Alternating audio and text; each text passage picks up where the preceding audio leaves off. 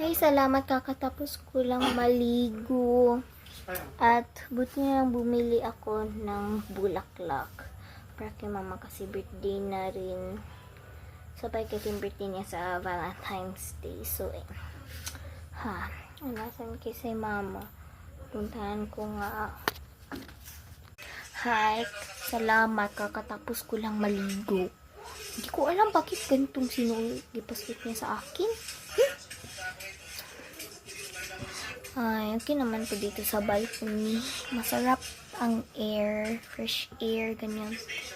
And, ganda talaga yung view. Uy, ano yun na? Mami, akong regalo sa iyo. Ano yun na patingin? Ipikit mo mga mata mo, mama.